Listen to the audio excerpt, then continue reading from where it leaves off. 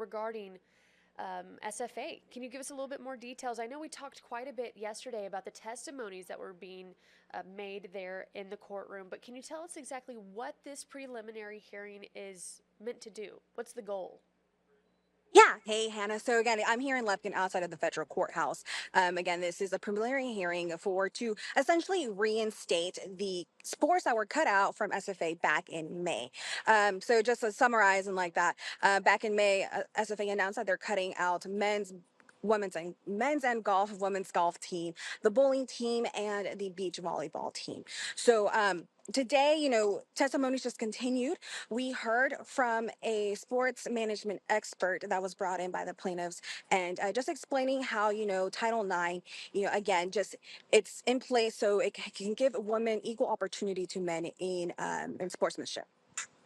Okay. She talked about other ways how how the universities could find ways to bring up their numbers and the proportion rates of it for the Title IX. So that was explained in the courtroom today.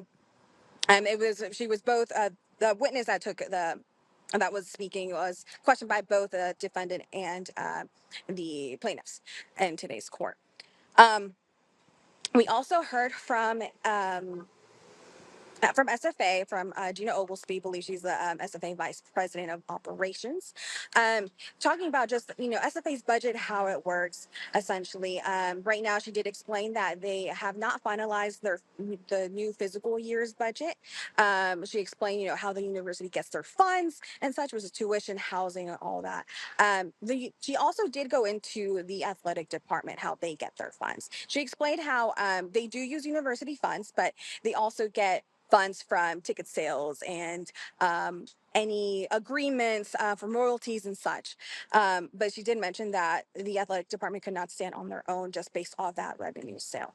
Um, she was also questioned about where she was when she was presented the ideas of cutting those three sports programs. And she mentioned that it was a presentation to the president's cabinet at that time.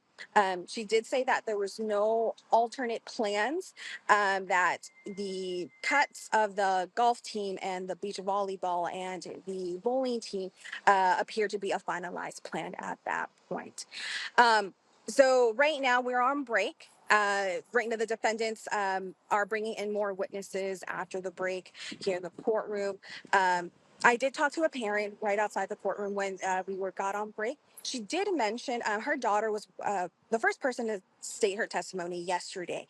She was just expressing, how proud she was to share her thoughts and her feelings, and again, her reactions to when she found out that the sports were being cut. She is a current senior at SFA at this time.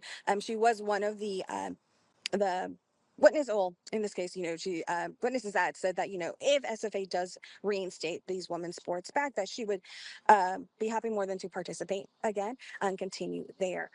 So as mentioned, we'll have more on this story tonight. Again, after this break, we'll be hearing from more witnesses from the defendant's side at this time, but that's what we have. Now, I know you mentioned about the individual that was a part of the finances portion of Mhm. SFA. Did they ever mention exactly their game plan or how they were preparing if they had to reinstate those programs? Did they say how if it was going to set them back or anything like that? No, no talk about that. But since you are bringing it up, when the plaintiffs were asking the SFA staff member at this point, essentially, they were questioned about the Grandmaster plan that SFA is in the works. So again, if you recall, SFA has now been is associated with the UT system, so they are working on a Grandmaster plan. I know I've been told by SFA with previous reportings, they go through a Grandmaster plan every 10 years. She did mention that she has no direct involvement when it comes to the athletic program about that grandmaster plan, at least the details, but there has been talk about improving existing sports facilities on campus. So that's not to say whether they're building new facilities or they're just repairing, renovating old ones. That was still, it was undetermined at that point. But As mentioned, so that's as far as we know, that's what SFA and the Grandmasters plans working with to improving their campus on the athletic side. Have we heard from any coaches that were impacted, maybe their jobs? No, not at this time. Do we know if they'll be taking the stand at all or testifying? I am unaware of that at this time right now, but Okay. we'll keep you posted. Yeah. Well, thank you so much. And when again can we hear more on this story? We'll hear tonight at 6. All right, perfect. Thank you so much, Mariella. We appreciate you.